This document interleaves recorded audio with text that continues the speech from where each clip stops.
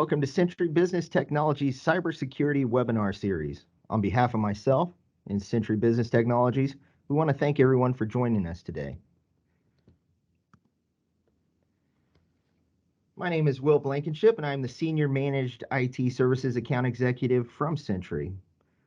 Network discovery sessions to installations, I work with clients and potential clients specializing in proactive technology management that includes network and server monitoring, reactive support services, as well as cybersecurity education, threat detection, and mitigation. In the next 45 minutes, our goal today is to demystify the dark web. First, we will take a look at the layers of the World Wide Web. We'll talk about how it is structured and where the dark web can be found. We will look at threats and risks of the dark web, then on to password challenges, examples of breaches in the past, and what they reveal. We will do a live demonstration of a dark web scan, which we will want your input. Then lastly, we will talk about protecting yourself from stolen credentials. Don't forget, we want this to be interactive. If you have any questions or comments, or would like to volunteer to do a live dark web scan, please type those in the chat window and we will give you an answer. Which brings us to our very special guest today from WatchGuard Technologies. Alex Cagnoni is the Director of Authentication. WatchGuard is the global leader in network security and security products for small to medium-sized businesses. Alex is here to safely guide us to the dark web and back. So here we go. Welcome, Alex. Thanks, Will. Thanks for the introduction as well. And by the way, I love that video in the beginning, like showing the dark web and all those the way it's written. And remember my old days of playing games in the 90s. So this gives away a little bit of my age as well. So, exactly. But it was Tim did a good job with that. Yeah, I love that. Okay, so as Will introduce here, my name is Alex Cagnoni. My main job in the company is to manage authentication, everything related to identities and authentication in the company, and also including the dark web. When we talk about the dark web, you can think about a lot of things. You may think about stolen credit cards, you may think about stolen accounts, different things, all kinds of dirty jobs. Well, my role in here is it's more to investigate and deal with the dark web in terms of credentials, in terms of identities. This is our main role in the company. And during this presentation, I'm going to first start with some demystification of the dark web. For those who saw my presentation a year ago, I went a little bit deep in the dark web. I'm going to try to make it a quick overview of what's the dark web, but I really wanted also to update what are the new things that we're seeing in the dark web for those who watched my presentation a year ago, and introduce a few new things that has been happening about dark web and credentials as well. So let's get started. And again, if you have any questions, just put in the chat. And I'm, like Will said, I'm going to make a quick demo as well. Scan for my own domain. I'm going to scan for WatchGuard.com. So don't be afraid if you want to scan for any domain. I can do that during this presentation. Or you can ask anyone from Century Business Technologies afterwards. They can do that for you as well. Okay. So let's get started. First, what's the surface web? Well, the surface web is what we all know, is what our friends know. It's what my parents know about. Is when you type something, you go and when someone tells you, Google it. If you don't know something, just Google it and go to a website. Well, that's the surface web. Those are things that are indexed. Search engines can give you the direction to those websites. You can route and get to this website. You know where the websites are located and everything. So this is what's called the surface web. Is the Amazon.com, is the web page of your company. So everything that's that can be searched in the web, it's in the surface web.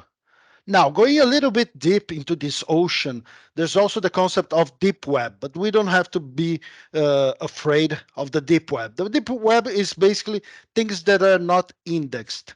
Could be things used for by bad guys, for example, yeah, they could be used by the bad guys, but the smart bad guys won't use the deep web. Basically, the deep web is used more by companies like us. So if you have an intranet, for example, some internal portal, web portal, where only your employees have access that you have to connect to a VPN, or they're behind a firewall or something that you need, you cannot just use DNS to resolve.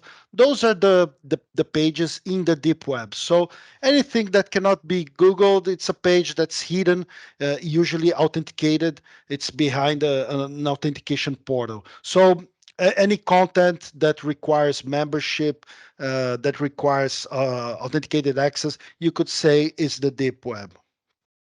Now, this is where I wanted to go now. What is the dark web? Dark web is the part of the deep web that was created as something to be intentionally hidden, which means that you're going to have servers hidden in places in the world. When you connect to a specific website, a dark website, that you can only connect using a specific browser called Tor, which is also called which is means the onion router, and I'm gonna explain why is that.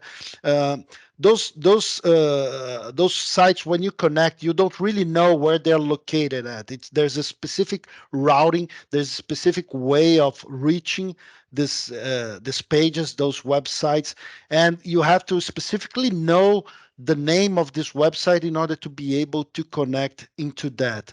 It was part of a project. It was called Invisible Internet Project. And if you Google for Tor, which, by the way, this page is in the surface web, you can download the Tor browser and you can play by yourself. Just be careful, but you can play. It's not illegal to do things like that. So the Tor browser, again, you can go to torproject.org. You can download. You're going to see some public dark web sites.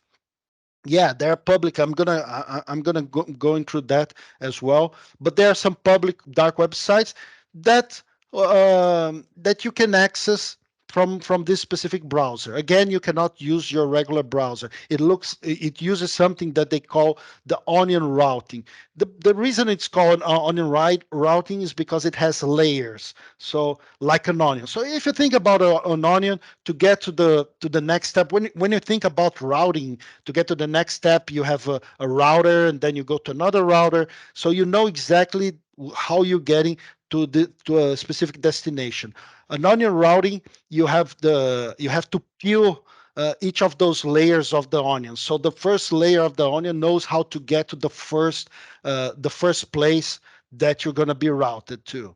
So this first one will be able to get and peel one of the layers of the onion, and then it will know where to get next. It won't know how to it won't pass this information to the person who made the request. So it will go to the next one, and it's going to be peeling the onion until it reaches the website that they're trying to access. So this is why it's not a regular routing. This is to protect the identity of the website itself and the user that's accessing this website. So anyone can download. It's not illegal to use it, to have it, to use it. It was actually created in the mid 90s by the US Naval Research Lab. And one of the main reasons for that is because they wanted to create websites where people could, for example, tell things or connect to say things or give information a lot of the times for espionage, things like that. So it was something that was developed for so someone could access through an untraceable route. You could not get to who's sending the specific message. So if you wanted to receive an anonymous tip on something, you would use specific websites in the dark web for that. And what kind of information? If you start going to the dark web, you're not going to really connect to those websites where you can buy this stuff. You have to know where to go. You have to find out. Someone has to give you a specific URL. So this URL, this onion URL, has to be used to connect to this specific website. So probably you're going to have a list, but legal websites, and then you're going to have to reach someone that has access to one of those and give you this information. Once you reach one of those websites that sells information, credit card numbers, then okay, you're in the illegal part of the dark web. It's still not illegal for you to connect, but if you're buying things, of course, this is illegal. So people use marketplace, they create marketplace in the dark web to sell everything, to negotiate everything. It can be drugs, it can be credentials to access your banking account, it can be a credit card, it can be your social security number, it can be anything that can be used by other people. So usually you have people that will try to get this data, others that will try to sell the data, others that will buy the data to commit the fraud. So there's specific like teams and gangs that use the dark web to do these bad things. And it's easy to get credentials database from the dark web. You're going to be able to find credentials, passwords, usernames, and passwords. And it's not only, like I said, it's not only used for illegal activities. There's a Facebook website in the dark web. There's also a CIA website in the dark web. And you can imagine why they have something in the dark web. So if you're in a country and you want to send the CIA some anonymous tip, you don't have to call them. You download a Tor browser, you connect to this easy to write address of CIA, and then once you connect, you can, for example, provide a tip. Okay, you know that something weird is going on in some place, so you can use, and you can still be anonymous in this case. If you don't want to show yourself, someone that needs extra privacy, you can use for that. So those websites are not illegal. They can be used by anyone. And then you have the black market, the dark market, where um, where things can get really ugly, and in order to get into those websites or to those marketplaces, it's really hard. I mean, last year, if I'm not mistaken, there was this domain that was taken. It was a work between the FBI and Europol. So it was like, I think it was about 7 different countries in Europe. They were able to take down one of these websites. And just recently, Raid Forums is another huge marketplace. I think it was less than a month ago. You can Google and find more information about that. It was again a work between the FBI and the government from different countries in Europe. They were able to investigate, get to the right people. One of the founders of this thing, it was a young teenager. He was actually from Portugal. I think he went to England, and once they this guy went to the US, they were able to see he had some sort of equipment that's not natural for a regular person. So it's an investigation that takes a long time to put those marketplaces down. But again, those marketplaces, they deal with millions of euros, of dollars in transactions. So even if they're being taken down, new marketplace will show up in the dark web, still going to be used for illegal activities. So it's not easy. And once your data is in the dark web, even if those marketplaces are taken down, you could think, well, if they were taken down, now my credentials are not in the dark web anymore. No, once it's in the dark web, you have no clue, no idea who copied this information, where is this information. You have no way to track that. So once your data is in the dark web, it is in the dark web. There's nothing you can do about it. So what are the main threats and risks involving the dark web, especially related to credentials? So most of the challenges that you're going to see are related to passwords, because people tend to do a lot of things that makes our life very hard to deal with those passwords. So it's about people sharing passwords. It's about people reusing the corporate password for personal applications. For example, if my company decided that I have to have a very complex password, why not use this password now for things that I use every day. Maybe for my Amazon account, maybe for Netflix, which I share with my daughter, and then she shares with her boyfriend. So it's really hard to control where's your password. The password, people will tend to use the same password for everything. Nobody can remember all those passwords that you have to do every day when you're accessing your websites, if you're accessing your bank account, your computer. There's so many things. There are hundreds. People usually would have hundreds of credentials. One thing I sometimes tell people to do, just go, if you use, for example, a Google Chrome browser, just open your browser, go to the settings and check the cached passwords. A lot of people will just accept like the Chrome browser to just store the passwords, store the credentials. Um, because it's easier when you go back, then you don't have to fill out the password, you don't have to remember which password you're using. So just try to do that. If you're someone that usually does that, just take a look at how many passwords you have there. And from websites you didn't even remember, maybe one day you bought a bottle of wine for someone, and then it's you had to create a password, a credential, so you could track the delivery, and the password is there. The thing is that a lot of times those websites where you had your passwords, those websites, they suffer an attack, and there's a credential leak, and this credential leak ends up in the dark web. And that's the problem, where the problem begins. Once your credentials are in the dark web, usually your credentials won't be completely open in the dark web. Usually they're going to be at least hashed. If the company that's storing your password, it's at least a little bit conscious about security, they're going to at least hash your password. So once they download a database of credentials, they're going to try to crack those passwords. And then you're going to have passwords that are very easy to crack. Some are very too small. If they're too small, they can be easily cracked. If a password is using 2 or 3 words, they can use dictionary attacks to crack the password. So it's not because you have like a 20 characters password, but with just a few words together, they're not going to be able to hack. They're going to try to do that as well using dictionary attacks and combining words as well. So they're going to try to crack your password. If they're successful to crack your password, then they're going to start selling that in the dark web. Now, let's say it's a Facebook. Facebook was attacked, and then they were able to crack my password.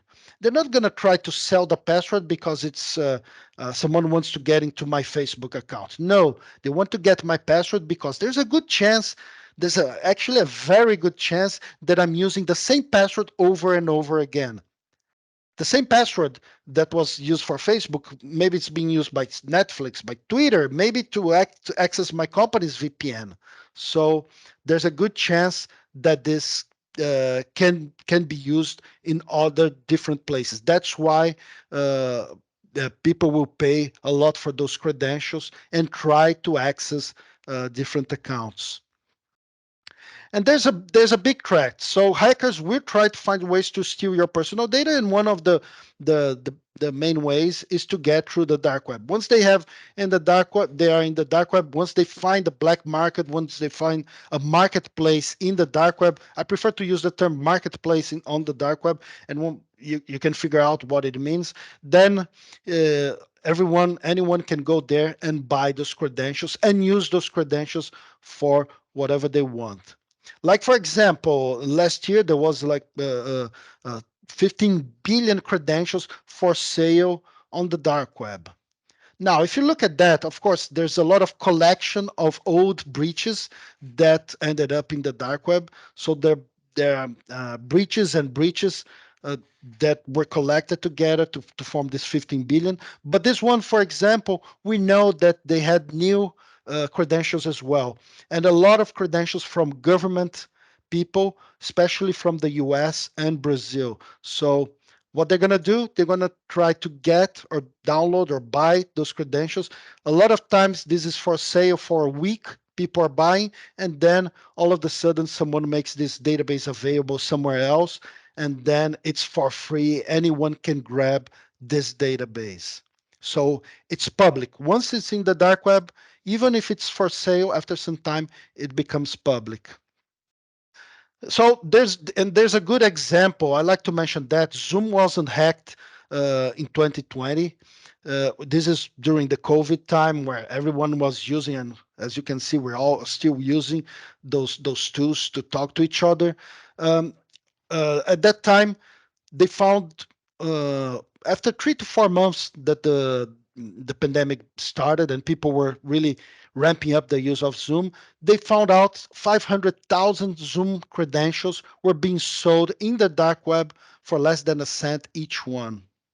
Now you may think, okay, so Zoom was hacked. No, they were not hacked. What they did, they got, for example, this database with 15 billion credentials, and they tried each one within Zoom.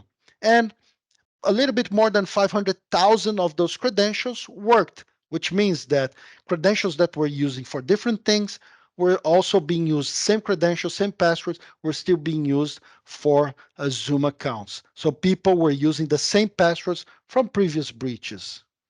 And this is one of the reasons that Salesforce, for example, last year announced that starting this year, February 1st, so a couple of months ago, they started to require MFA to access Salesforce. So if you're a Salesforce user, you're not using that, you're not following their guidelines, and they're going to auto-enable, they're going to enforce and auto-enable MFA throughout the year. So what happened, for example, in this case with Zoom, they don't want to see happening with Salesforce. They see that it can do much more damage if someone gets access to Salesforce just because there's a credential in the dark web from one of the users of your company that has access to Salesforce. So that's why they're enforcing. And by the way, they don't consider SMS, OTP, or OTP through email to be MFA. You have to really go and look at the FAQ and see the MFA requirement checker to make sure that you comply. So most of the users will try to use 5, usually 3 to 4 different passwords all over, everywhere. They're going to try to use this everywhere. So this is what happens. This is why these things happens when you find a dark web database and you see that the same password can be used in other places. So that makes me think, well, if I'm using the same password everywhere, I find out that one of those passwords, it ended up in the dark web. What should I do?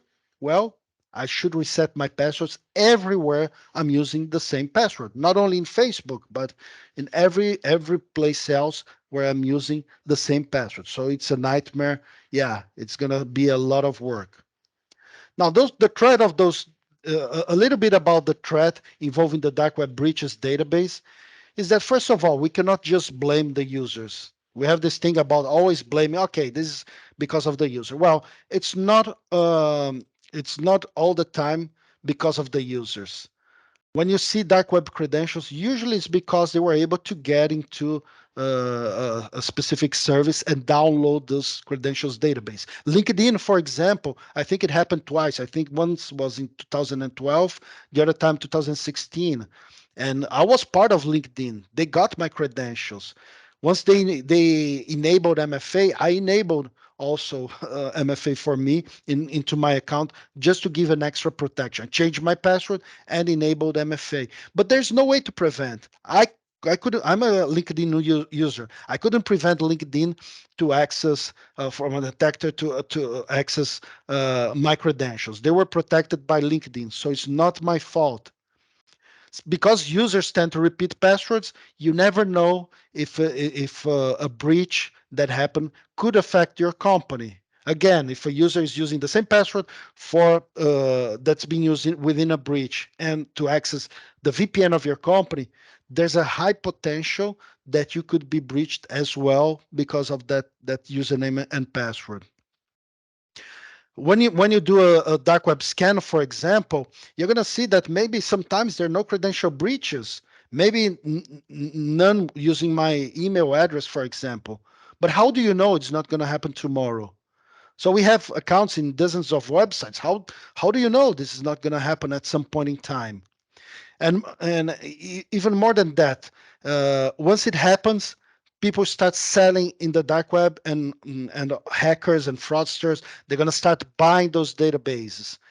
It takes some time for those databases to become completely public. So maybe someone is already using your credential and you don't even know about that. So database, like I said, databases are sold in the dark web. It's not, it doesn't become public right away. You have to know the marketplace. You have to go to the right place. You have to know people. So if you want to do bad things, you have to know some bad guys and know how to reach those websites. And during those weeks, while it's not publicly available in the dark web, people can do a lot with your credentials.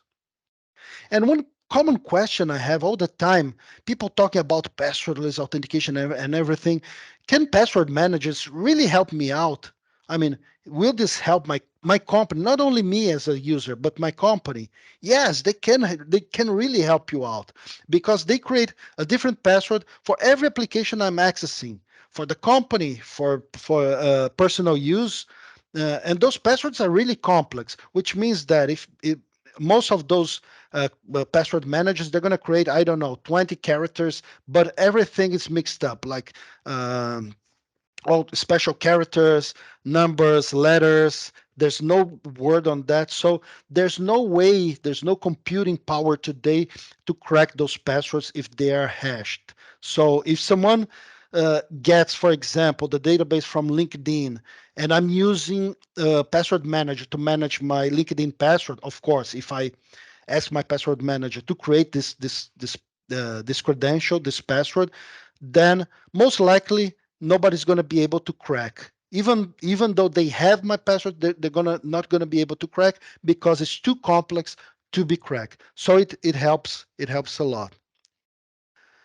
Now, some ways that you can search the dark web for stolen credentials. So we provide a tool. We have a tool, a free tool, by the way, called the WatchGuard Dark Web Scan. So we also look for publicly available databases and we upload to our service. And if you have access to the WatchGuard cloud, you can do searches for your domain. You're not going to get sensitive information, by the way. You're going to just get information about the breaches that occurred with your domain. But if you want to get more information about, for example, which credentials were exposed by each one, then you have to send the results to someone in your company that has the right to receive this one according to privacy regulations. Okay, but at least you can know exactly which type of exposure I have today. And I'm gonna do here just a quick example on how you can do a scan using our tool. So this is WatchGuard Cloud. This is the view of the service provider, a partner or a service provider, which is managing multiple accounts. If you're a customer, if you use WatchGuard Cloud, you go to administration and dark web scan. You're gonna have an option to scan data breach for your accounts and even your email address if you want. So here I did just recently a scan for watchguard.com. So I don't have a problem doing that. And of course, there are data breaches involving this domain. This result gives him that we found like 14 data breaches over history and 263 accounts that has at watchguard.com were exposed. They were exposed. Not necessarily the password was cracked, but they were exposed. And again, like this, for example, this happens with MGM Resorts. So MGM Resorts was hacked in July 2019. You can find a little bit of more information about compromised data, which has also phone numbers, home addresses, and everything. It gives also some information, your date of birth, what are the things that were stolen by criminals. But really, what we get from this database is just part of the password and the email address from the specific account. So if you want to take any action over that, and you can receive a full report if you want. It's going to show here the emails. It's showing just watchguard.com. It's not because we can receive any report. No, we only people that has access to the domain or manage the domain can get that. So let's say I'm going to get another one like Sony.com, for example. Let's say I'm Sony.com. I want to scan in here. So it's going to scan and look for database. It found 30 data breaches, 2,577 accounts exposed. The latest one was from December 2020, so a year and a half ago. It was Big Basket. So you're gonna find here information. As you can see, I can send to anyone with access to those emails because they're considered domain admin emails. And if they approved, you can also receive in here. You can type your email in here and receive that. But you're gonna need approval from someone that has access to those email addresses. What they're gonna receive just the same list, but then with the email address of everyone that was exposed in every one of those breaches, not the password, just the email address. If the user wants to know, they can always put their email in here and they can receive a partial password so they can help them identify which password was cracked by this attack. Okay, so and if anyone wants to try, just let us know. I'm going to continue here. We can do a few scans at the end. Okay. And how MFA can protect against stolen credentials. What are the things that you can do to help protect against those stolen credentials? So we saw that password managers, it's a good idea. I mean, people think about password managers as something that's to be used just for personal things. Well, they're the password managers now that works for corporate. Pretty soon, WatchGuard will have our own password manager as well. We're going to have that available for you to use. So password manager can really help you protect at least that your password is cracked. Now, how MFA can really protect? So this is just an idea. So to access any of those accounts, like cloud applications, to access your endpoints, your servers, web portals, to access a VPN, you need credentials. Now, if someone steals or finds database in the dark web that are still valid for those applications, like what happened with Zoom, for example, then they're going to be able to get access to those accounts. Sometimes people think, well, for Office 365 or Microsoft 365, I don't have to protect that. It's just email.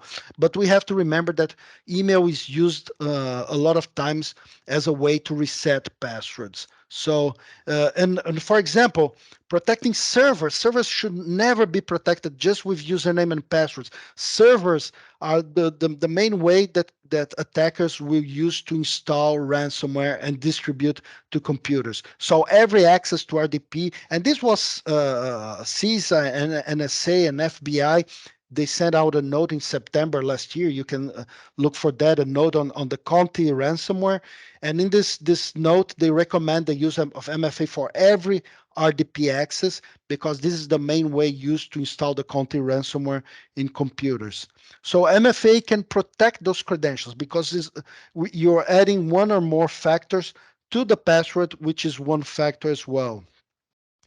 And the AuthPoint mobile app, which is part of our AuthPoint product, it can help you understand where is this coming from, who's trying to access your accounts. It's not only about approving your access, it's also about protecting your access. If I'm doing here making this presentation and all of a sudden I receive here a push message in my phone saying that someone is trying to access my account from Peru, for example, and I'm not in Peru right now. Someone's trying to access my VPN. What should I do? I should deny the access, blocking the attack. So push-based authentication, it's very useful. It's much more secure than SMS OTP for sure. This is encrypted from the backend to the app in the mobile phone, so it cannot be redirected. You see who's trying to authenticate, what time, where is this coming from, which country, which city, which type of browser and computer, and which resource you're trying to access. So the user can make the right decision and the right choice to approve or deny the access. And it works also for offline and online authentication. If you don't have internet access on your phone, you can still use what we call the challenge response QR code or time-based one-time password, which can be used. It doesn't require internet access like push-based authentication, where you receive the push message. And this is just an example for you to understand how we can protect. MFA can be effectively used to protect stolen credentials from the dark web. So let's say someone found my credentials in the dark web, the same credentials I use in the dark web that I use for the VPN, I use for Netflix, for LinkedIn, for Facebook. And Facebook was hacked. It wasn't good enough, my password. They were able to crack. This guy bought or found in the dark web my credential, and guess what? It works. So they connect to the VPN, but it's configured to only accept connections through MFA. So I receive an MFA request on my mobile phone. So the connection is not completed yet. I need to approve on my phone this connection. Now I'm working from home making this presentation. I received that. So what should I do? I should deny the access because it's not me.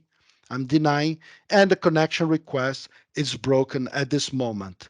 And for the attacker, they're going to think that they don't have the right credentials. And for me, I know that I need to change the password everywhere I'm using, especially in the VPN. And the administrator will also receive a notification that the user denied this push request, so they can investigate and talk to the user to see if the user needs to change the password. Some common use cases for MFAs for the employee and server logon. Now that we're everywhere, working hybrid mode, single sign-on to cloud applications, more and more, we're transferring all our applications to the cloud, remote access with our firebox that has direct integration with AuthPoint or any other firewall, privileged user access and compliance, and you can really find more than 140 documented integrations in our websites, telling exactly how you can do to integrate your product with ours. And everything is managed through the cloud in a way that it really works even if you're implementing a zero trust. Actually, we redesigned about 1.5 years ago, we redesigned our policies to look like a zero trust implementation. So you know exactly what is the authentication policy, which groups of users, and you can sync with Active Directory, which resources are you trying to protect, and how you want to authenticate users. Maybe you don't want to use time-based one-time password, those that change every 30 seconds, for example, because people can share over the phone. And risk policies at no extra cost based on your network location, on the geolocation, the time of the day, and more that is coming up. So this is what we do. This is a little bit about the dark web, how it affects our day-to-day, why we have to be careful about credentials, why we have to protect our credentials, um, and really ways to protect. Using multi-factor authentication, it's a great way to get started.